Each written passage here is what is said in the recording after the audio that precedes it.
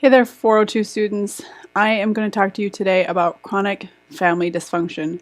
And I'm going to talk about it with two different lenses, talking about it from a multi-generational violence perspective, but also more specifically, I'm going to be talking about intimate partner violence, which is between two people, two intimate people, and typically in a couple.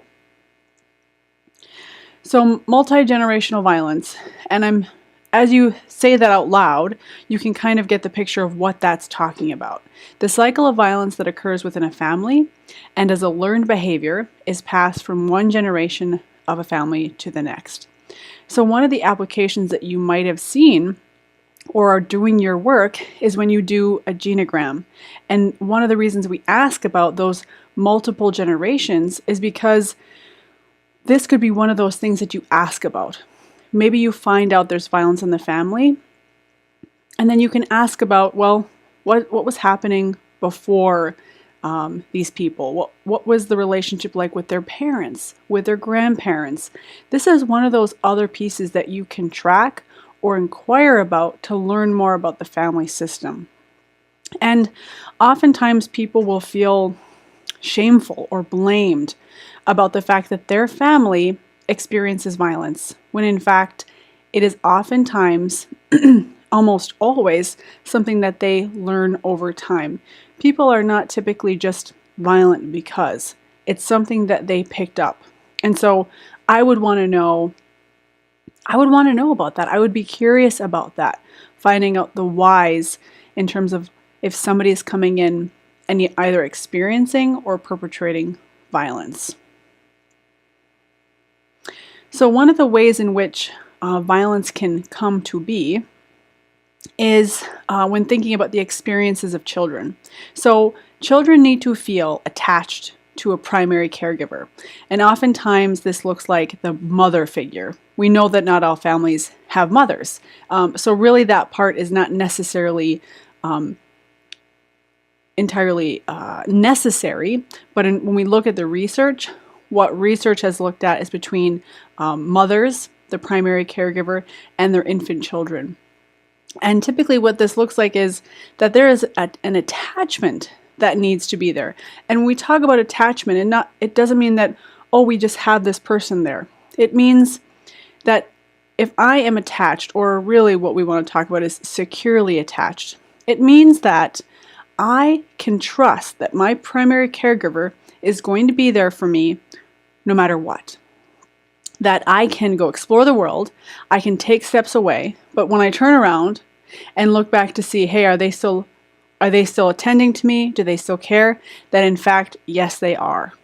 Or maybe when I'm difficult with them, teenage years, I push the boundaries, that the parents are there to provide the boundaries, the structure, and to make sure that children are protected over time. So when we talk about attachment, those are the things that we're talking about. And when we don't have that, when children don't experience that, it can cause relationship and developmental problems throughout life. And so when we don't have the things that create attachment, and when we do have the things that make us feel scared and insecure, such as violence, we can see that children have an impact in their self-esteem, the feelings of security. Do I feel secure at home? Do I feel as though, I can expect my parent will arrive home at this time? Or, you know what, I don't ever know if they're going to be there, or if I'm going to be spending this night alone in my home. And also, this can significantly impact cognitive developmental issues in young children. There is something so important about the emotional, physical well-being of knowing that I have a safe environment, a consistent environment, one without violence. And so when we see that violence is impacting a family, we have to be urgent around these issues, because they can have such a right now impact and also a long-term impact.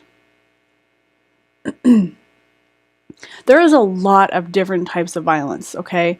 So if you do a quick Google search of types of violence, violence that impacts people, you are going to see so many different areas of violence. Too many to cover in a short lecture. So what I want to talk to you is I want to embed this within types of domestic violence, because we're talking about families and we have heads of the household, which are typically parents. And so what does it look like when we have feuding parents? And not just feuding parents, but parents that are engaging in domestic violence. These are not all the different types of domestic violence that are available or that we see, but there are just a few of them. And these are really, really good ones to know about. So the first is intimate terrorism. And I want you to read the little descriptions here as I talk about them. But what's important to know about this is probably the scariest form of domestic violence. It's where an individual is violent and controlling. There's high levels of marital violence, broad patterns of coercive control. So the other partner who is not violent or controlling, so is also in that relationship. So you have one partner who typically is super controlling, it can be violent, and the other partner is not. So you have this severe imbalance in the relationship. And if you read more about intimate terrorism, this is important because intimate terrorism doesn't have to be getting punched in the face. There can be absolutely no physical violence that happens within intimate terrorism. So if you're looking for bruises, you may not be noticing intimate terrorism because it can come in very pervasive, cryptic, underlying forms of control, jealousy, controlling the finances, controlling what a person wears, who they talk to, pulling away from family members. There can be all sorts of forms of intimate terrorism, and it's so important to know that. And it doesn't just impact poor people. This is across the spectrum. Violence touches everybody. In terms of when we look at heterosexual relationships, men are typically the perpetrators and are typically more traditional in their attitudes toward gender roles. So that's important to note as well. And unfortunately, in the more severe cases, this can result in homicide and/or murder-suicide. So when people think like this stuff doesn't happen, the more you work, you are going to hear stories of people who, in fact, are working with these types of couples or families, and this stuff happens. And that's a huge wake-up call for people to start assessing and asking about this. One of the things that we talk about with suicide is this is really hard to talk about. I'm afraid to talk about it. Well, then you have your first client commit suicide. I promise you are going to start asking about it if you aren't already. This is one of those things. If you're not asking about violence, you're going to find out when one of your clients ends up in the hospital or gets killed. You are going to become very much more vigilant about asking about these things. So I would, of course, say do it now, but sometimes we have to learn the hard ways about experiencing work with clients and what comes up that really informs us about how we ask questions, and that nobody looks a certain way. When I think about the people I've worked with and struggling with violence and suicide, they don't look like they're ready to commit suicide, and then it happens. So if you're thinking that you're going to catch it with a blind eye, this stuff you just simply won't.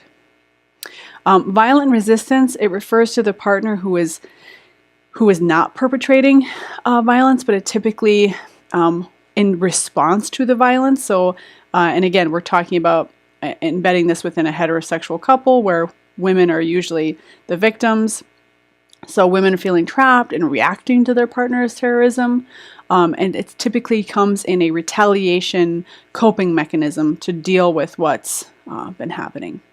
Situational couple violence. This is the most common form of intimate partner violence. So what we see here is that neither partner is really typically violent or is a perpetrator of violence or uses those tactics regularly in the relationship. But what happens is that the conflict tends to escalate over time, or it gets out of control, and either or both partners is typically having a very hard time controlling themselves. And what happens is that violence then becomes part of that interaction, or the conflict escalates to a degree where different types of violence then get perpetrated. So this can be something that it happened one time. One time he hit me. Does that make that person an intimate terrorist? No. It means that there was a situation where things got really out of hand, and that's where the violence escalated to. But it was one time, and it never happened again. That's not uncommon.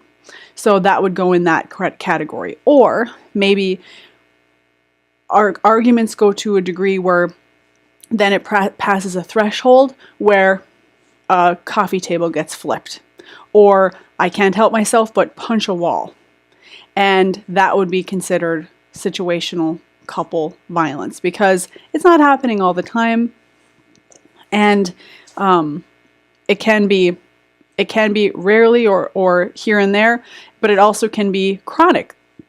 So it's important also to assess, the right way in terms of when this stuff comes up. Then the other type is mutual violent resistance, where both members. So in situational couple, I might have said that both, but it's just one. One escalates and perpetrates violence. Where in mutual violent resistance is where both result to violence to gain and maintain control. So this can be where both may be engaging in intimate terrorism characteristics.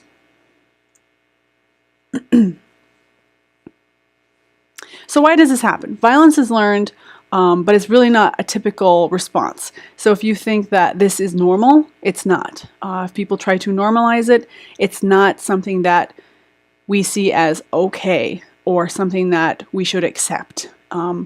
It is normal in that this happens and that families are impacted over time, but it's not something that we're going to say or accept when we are working with family and this is happening.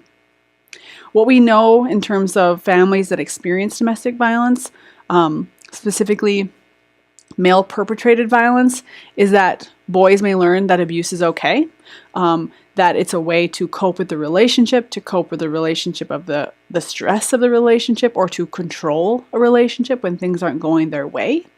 Also, girls or women may learn that it's expected to experience this in a relationship, that's normal, rather than having mutual respect, function, health, that in fact I should be expected to be berated by my partner, controlled by my partner, hit by my partner, when in fact that's not okay.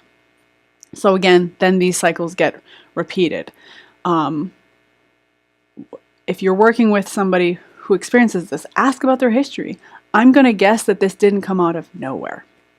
And also, people stay in relationships for a lot of reasons, but it's amazing that oftentimes, while somebody may be doing something that they don't like, that causes them harm, that causes them discomfort, unsatisfaction, whatever it may be, they keep doing it. You can think of this in other types of work, right? Trying to create change. People will resort to old behaviors all the time. And violence, or experiencing violence, or staying in something that is violent, we stay because it's something that we know.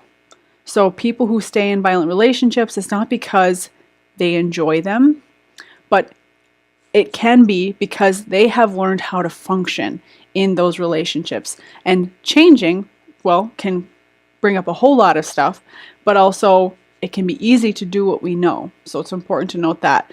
Oftentimes, people or families who are experiencing violence will hear, well, why didn't they just leave? Right? We've heard that over and over again. One of the helpful things is that through social media, news, that it's coming out more and more. People are getting attention, narratives are getting attention, that leaving is just not as easy as one would think. People who are in abusive relationships, and I want to open abuse up right now in terms of sexually abusive relationships, violent relationships, that it's not something we just can walk out of. These things are very, very difficult to understand, and when we're experiencing them, sometimes we don't even know what's going on. So one perspective looking at this in terms of through a theoretical lens is that most of the behaviors that people display are learned, either deliberately or inadvertently through the influence of example. And that when we think about how do we unlearn these, or how do we learn new things, that we can acquire new ways of behaving, of doing, through direct experience, or by observing through the behavior of others. I also think that when we're talking about violence, that more than just looking at a new behavior and engaging, it needs to be engaged. These are things that are very core to somebody, so that if they're experiencing them, they're going to need a lot of help and support to learn a different way of behaving, or how they should be treated. A couple of things that we know in terms of families or couples having a better experience getting out of a violent situation is that they have closer relationships, specifically with people who are not perpetrating violence, and also other adults, so other support systems that are appropriate for those people. For specifically moms to have close relationships with their own children, having those supports in place, feeling connected, not being isolated, is important. If you're in a poor economic situation, if you don't have an income, the outlook is worse for you. So when we think about these situations, if mom doesn't have a job, the likelihood of her getting out of that situation is pretty low. How is she going to have a place to live? How is she going to buy groceries? How is she going to support her kids? So for that person who is experiencing violence, for them to have an income is really important. And then again, having better, more positive relationships outside the home, really important. So I want to just talk to you, I want to ground this in a case. So I work with Gabby and Will. She's 25, he's 31, and they're both recovering drug addicts. They've been what I will call to them sober for about 4 years. She smokes cigarettes. I think he does too.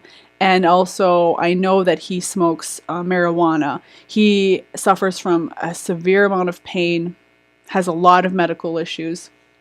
And when they came in for the classic communication issues. Did a lot of history assessment, and what I found out was that Will grew up in a very neglectful home, drug abusing home, and the mother was not fully present. Also with Will is he is very accepting and normalizing of his experience. He looks at it as it raised him, it brought him support, it made him the man who he is today, which is tough because there's a lot of things with his history that made it hard for him or is contributing to the issues that he's experiencing currently. When doing Gabby's history, I learned that her mother had severe mental health issues, specifically bipolar disorder. And this was extremely difficult for her growing up because she had to take care of her mother. She was parentified at a very early age. So what ended up happening with this couple is, the more sessions I did with them, is I found out that in terms of understanding their conflict cycle, is that Will would escalate over time because Gabby would pursue him, he would distance, and because he felt so out of control in that experience, what would happen is he either would yell pretty violently at Gabby or would punch a wall. And so she described that there were holes all over their house. And one time, in fact, he came in, he had just all these bloody scabs, just scabs all over from punching a wall. And so when looking at violence in couples and families, you have to be really, really mindful of whether or not you treat that family or couple together. If a couple or family is experiencing violence, and there's, again, I won't go into it in terms of assessment, but there are levels at which you treat or you together or you treat separately. Typically, when there's a significant level of violence present in the relationship, you do not treat together, because what that can do is for the victim, the one who is getting perpetrated on, that can create a more vulnerable situation for that partner. So they're experiencing violence in the relationship, they come into session, and because typically the perpetrator is in no position to take responsibility for the violence, the problems in the relationship, then you have a session, you process different things. What happens? They go home, they have no coping skills, and that violence and abuse gets perpetrated even further. So much so that you could be putting the victim in an even more violent situation. One of the biggest problems that we see with violence and in our helping community is we do not have very great ways of actually helping families and couples relationally together in these critical times. So it's tough because they are in such need of help, but our response is typically to treat separately. So when we find out there's violence, so sending him to a batterer's intervention group and then her to treat individually, oftentimes to say, you got to get out of that relationship. But what happens when you have people who want to stay together, who are going to, in fact, go home and they're going to sleep in the same bed together? But yet we're saying, we won't treat you together. So there's a lot of instances where I very much agree with that. But then there's these instances where we say, okay, so say there is a level of violence. How do we treat? Can we treat? Are there certain approaches that may work? So I do treat this couple together. I see him more individually, and then I see them as a couple. And my emphasis on this was that after assessment, I was not worried about their violence getting to a degree where he was going to hurt her.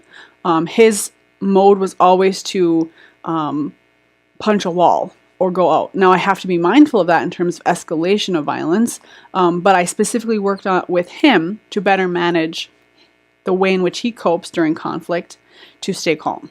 So that's been one of the things that I've worked with him, and then also in doing so, how she approaches him, because while it's not her fault that he punches a wall, I have to look at their conflict over time.